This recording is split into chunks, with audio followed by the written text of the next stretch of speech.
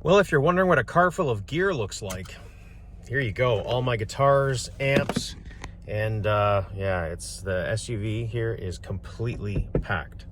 Hey everybody, just wanted to say goodbye to my guitars and my guitar wall. Yeah, it's a sad day for me. I built this wall myself, which took a lot of effort and time considering I'm not the handiest guy in the world. Not the worst, but not the handiest. And I kind of hung up all my guitars. The whole impetus of this idea was that I have my guitars out in front of me. They used to all be in a case and I would forget which guitars I had, and you know, some of them would be neglected and not played for a while. This was more like, I have all my guitars out in front of me, it's in my office, I can grab one off the wall and I can play it anytime I want. So why am I saying goodbye to all my guitars? Well, I'm moving. I had a lot of office furniture in here before, now I just have a bunch of random stuff everywhere. But yeah, I'm moving and I'm not gonna have a guitar wall. I'm only taking 2 electric guitars with me, I think these 2. And the other ones are being left with friends with well-humidified places because I'm moving to an area with a different climate. And it's gonna be a drastic change. I don't know how the humidity is going to affect all of the instruments. So I'm taking instruments that aren't super expensive, but are still fun to play. That telly up there is an ESP LTD telly. And this here is the Epiphone 59 limited edition that I just got. I'm not bringing my Gibson Les Paul.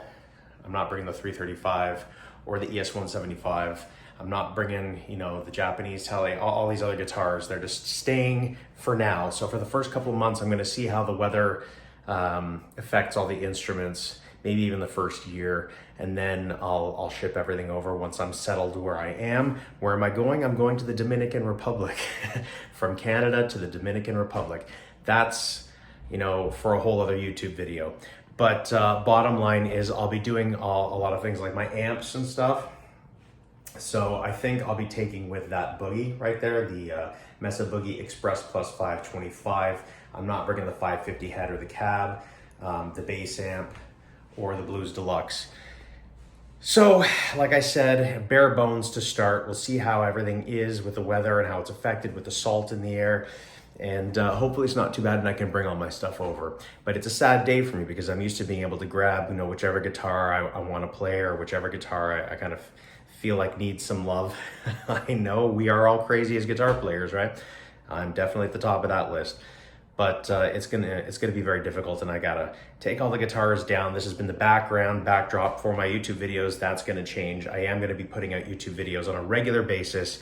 I've just been sort of stinted in my production just because it's been the last couple of weeks leading up to this move, and it's finally happening in a few days. So I apologize for that, but things will get back to normal as of next week, most likely, and we'll be good to go. Quality of the videos, I'll do my best for sound and audio, but you know, I'll be mishmashing it together with my Mac and my lights and my mics and all that stuff. I'm really sad to say goodbye to these really cool guitars, but I will see them again, and you will see them again, and I'll make little videos of all of them because they're all really cool and different and unique, and I've done little upgrades to all of them. That one I actually made out of, let me take a quick look. It's not finished 100% because you see the tape, I haven't drilled the holes, but I made this out of the tree in the backyard from the house that I grew up in. I'll tell you that story and everything later, but I just wanted to give you a quick update. Very sad to see these guitars go. You will see me making videos with this stuff. That's another reason why I also got the ME90, because I'm not taking all my different pedal boards. I want to simplify everything. You know what? I figured while I'm making this video, why not show you all the gear that I'm leaving behind? So, you know, I've got my mics and mic stands and some of the lights and some of that stuff I'm bringing with me. But in terms of guitars and guitar gear, I'll highlight some of it really quick so you can see how painful this really will be for me. All right, we'll start with some of my pedal boards. And you know what, right off the bat, I'm gonna show you guys this. This is probably my favorite piece of gear, period. It's very special, and I gotta dig it out from the corner. Oh, there goes the doorstop. But I'll put it on top of this amp here so you can see it. It is my very own one and only Space Echo 150. Love this thing. Like, if you ever talk about magic gear, this is it. I actually love this tape delay much better than I like the EP3s and all that stuff. I just find it has a warmer and more percussive response. This one doesn't even have reverb or chorus or any of that stuff that's built into the later models. I would have loved the RE201, but it just wasn't an opportunity for me at the time. This one was, and if you unscrew the top, I'll show you guys. Super cool. Screw is missing on that side. You can see the actual diagram and the spool, reel, whatever the hell they call it, of the actual tape. And it goes around and it sounds freaking glorious. Really amazing. Maybe I'll try to do a little bit of a clip right now real quick, plug it in, and so you guys can see kind of what it sounds like. I rarely plug this thing in because I just don't want it to die. It's sort of like a fine wine or something. I only bring it out on special occasions. It really just stays in the home, in my office, in the studio, and I will plug into it. In order to plug into this thing, the instrument goes into the instrument jack, obviously, duh. But there's two outputs. There's the echo output and the direct output. And surprisingly enough, you go into the direct output to get the direct sound, as well as the echo. If you just plug into the echo, you only get the echo. So, the other thing that's great about this is the preamp. Oh my God, it sounds fantastic. This thing is totally temperamental, by the way, as you might be able to hear. Let me lower the intensity. All right, here we go.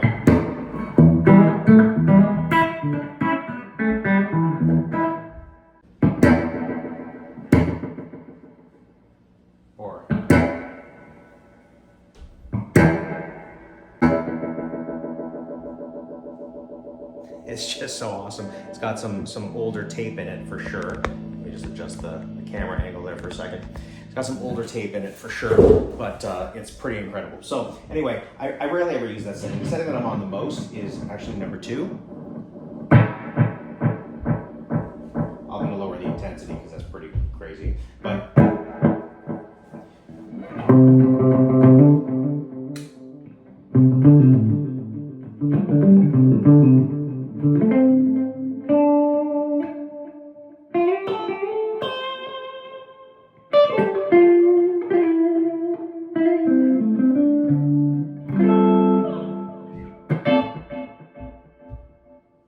so there's a certain response. There's a percussive character to it that is missing in a lot of digital delays that drives me crazy. That's why I can't find any that I absolutely love. Even the Roland or Boss copy of it, whatever they call it, the RE, I think they're calling it the RE201, whatever, the tape echo. It doesn't have that. That's missing the percussiveness of the repeat. And then in terms of the actual preamp, I'm going to lower that a bit, okay?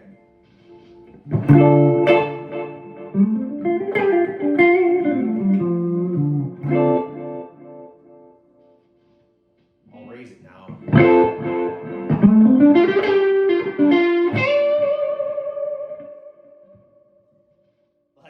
That preamp is wicked. So obviously a lot of range. I just like it with a little bit of hair on it.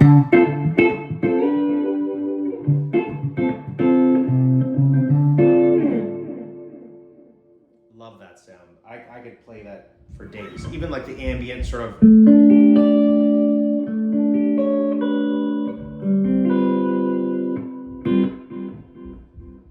Anyway, we'll go to repeat number 3. Where you've got a combination of the short and long head, I think. I'll make it a little bit.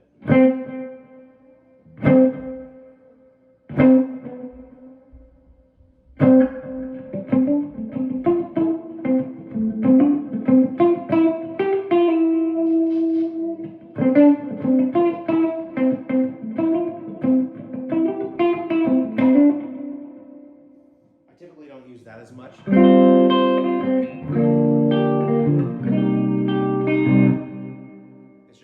It's great, but I like more of that, this thing. The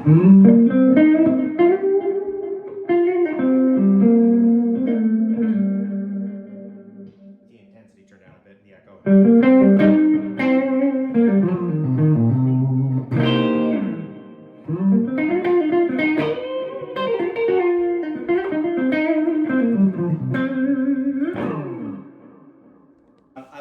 it ducks behind the notes, and I absolutely love this thing. I won't bore you anymore with it, but wow, if you can get your hands on one of these guys, incredible. You will not regret it. Now let's jump into some of my pedal boards, and I've got a ton of extra pedals that aren't even on the pedal boards. Half my pedal boards are kind of torn apart at this point, but you'll get the concept and the idea. Let's move on to my next. You know what's really weird, by the way, is I've been loving on Boss and Roland lately, right? Like the ME90, this Roland Space Echo, and this next product is actually by Boss as well, surprisingly enough, and they all kind of came into my life, not this guy, but the ME90 and the other came into my life very, very recently, and I love this thing. Check it out. This right here,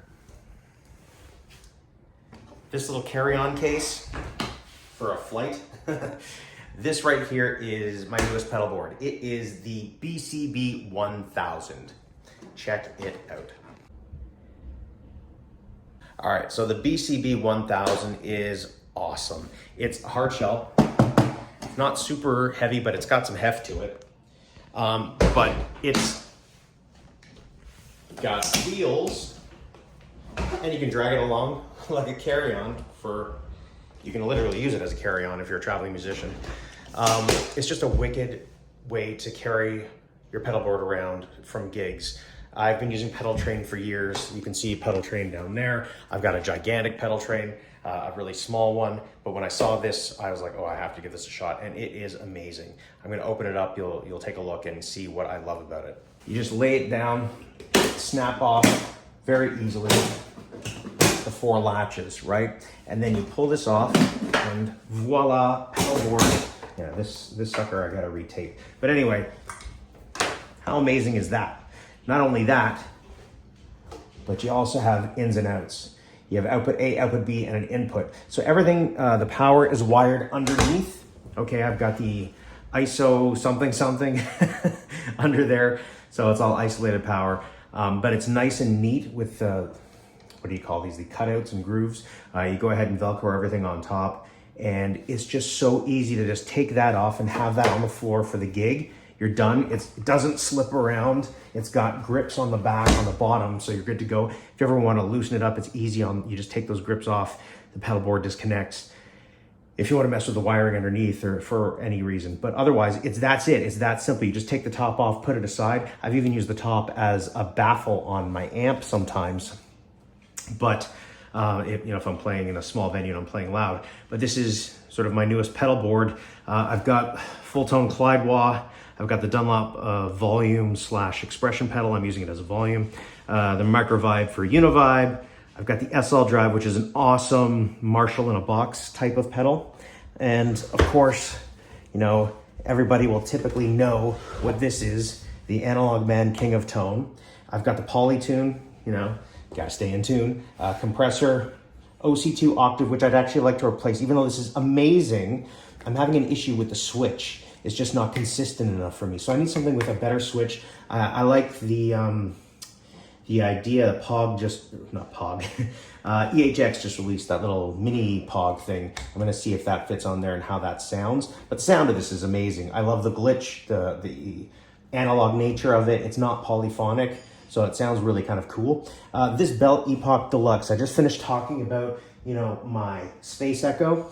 This is the closest thing I can kind of get to it in terms of the preamp and the percussive nature of the actual effects of the delay. The flashback I use really only in reverse, so I do a full reverse, kind of like a Hendrixy reverse thing. But that's sort of my, and the Trelicopter for some trem. That's pretty much it. It's nice and compact. Might even be a little too compact. I always cram too much crap on my pedal boards, but it works really well for me and it sounds fantastic.